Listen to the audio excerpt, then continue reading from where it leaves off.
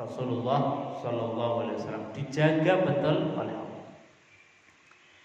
Kemudian Kanjeng Nabi Muhammad Shallallahu Alaihi Wasallam itu juga dijaga dari segi nasab beliau.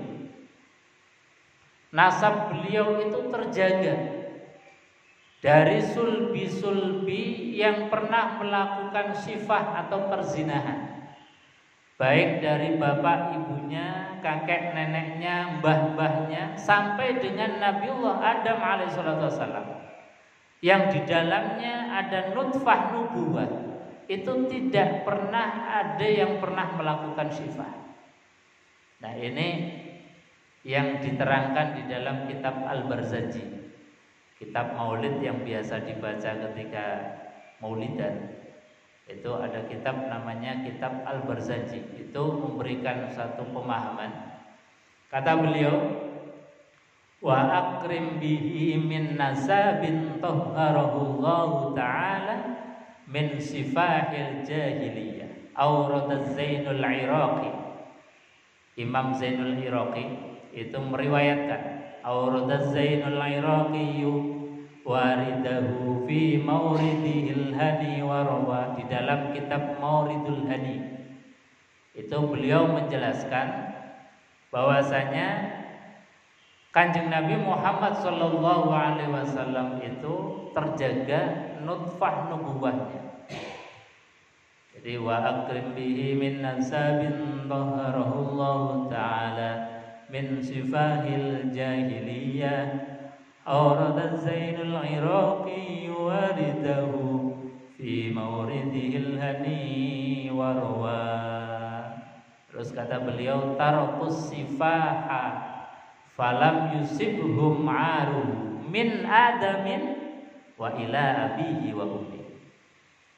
Tarakus sifah, semua bapak, ibu, kakek, nenek, mbah-mbahnya Kanjeng Nabi itu semuanya meninggalkan sifah. Falam yusibhum aru, tidak ada satupun dari kakek nenek moyangnya Kanjeng Nabi min adamin wa ila abihi wa ummi, dari Nabiullah Adam sampai bapak ibunya Kanjeng Nabi, yang pernah melakukan syifah atau perbuatan zina. Itu penjagaannya Allah terhadap nutfah nubuwah, nasabnya Kanjeng Nabi itu sebegitu luar biasa.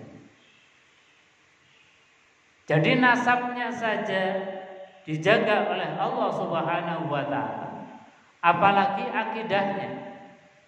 Makanya para ulama kemudian berpandangan bahwasanya bapak ibunya Kanjeng Nabi itu ya dalam keadaan tauhid.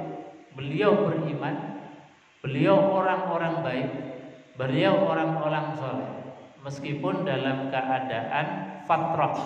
Fatrah itu waktu, rentang waktu yang sangat jauh dari kondisi kenabian. Ini zaman-zaman fatrah, zaman-zaman kekosongan para nabi, para rasul. Makanya tadi bahwasanya tentang nasabnya Rasulullah Shallallahu Alaihi Wasallam saja dijaga betul. Kenapa demikian? Kenapa Allah punya kepentingan menjaga nasabnya Kanjeng Nabi? Karena Kanjeng Nabi itu nanti akan membawa syariat, yang syariat itu diantaranya adalah syariat nikah. Yang nikah ini adalah pondasi di dalam membangun sebuah peradaban. Tidak ada peradaban kecuali dibangun dengan nikah. Tidaklah kemudian dan menjadi lucu ketika yang membawa ajaran nikah ini, sementara bapak ibunya misalnya dari hasil perzinahan, kakek neneknya pernah zina. Nah, ini kan gak klop. Maka antara ajaran yang akan dibawa oleh Kanjeng Nabi dengan fakta real kehidupan Nabi itu kemudian Allah menjaganya. Jadi sekali lagi, karena diantaranya Kanjeng Nabi itu akan membawa syariat yang diantara syariatnya itulah adalah nikah. Karena nikah ini adalah satu pondasi membangun sebuah peradaban. Kenapa harus ada syariat nikah? Karena untuk menghalalkan rahim.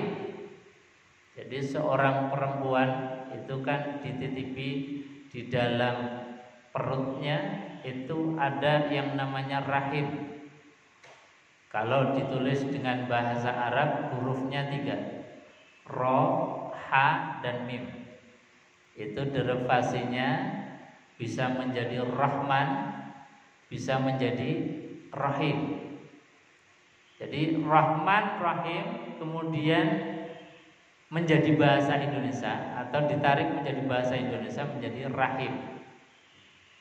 Jadi rahim itu sejatinya adalah sifatun min sifatillah. Rahim itu adalah ismun min asma'illah, nama daripada namanya Allah, termasuk sifat daripada sifatnya Allah. Jadi perempuan itu sejatinya luar biasa. Laki-laki kan nggak ada titipan sifatnya Allah. Tapi di perempuan Allah titipkan satu sifat yang namanya rahim. Dan rahim itu adalah embrio daripada peradaban. Rahim itu adalah benihnya peradaban. Jadi mulai dari situ. Makanya harus dibangun dengan bangunan yang bagus. Gak boleh kemudian rahim itu diacak-acak tanpa adanya hak, tanpa adanya izin kepada Allah Subhanahu wa taala melalui proses akdun nikah. Karena apa? Karena itu sifatun min sifatillah. Karena itu adalah ismun min asma'illah. Bukan sembarangan. Makanya harus kemudian dijaga betul. Ini adalah sifat Allah dan ini adalah embrio daripada peradaban. Tidak ada peradaban kecuali dibangun dari rahim. Maknanya juga tidak ada peradaban yang dibangun kecuali dengan sifat kasih sayang. Gak ada peradaban kemudian dibangun dari peperangan. Peradaban dibangun dari pertumpahan darah, gak ada. Peperangan, pertumpahan darah hanya menghasilkan kebencian, kebencian, dan kebencian. Peperangan, safku dima, pertumpahan darah hanya akan menimbulkan daripada kebencian yang terus menerus. Akhirnya apa?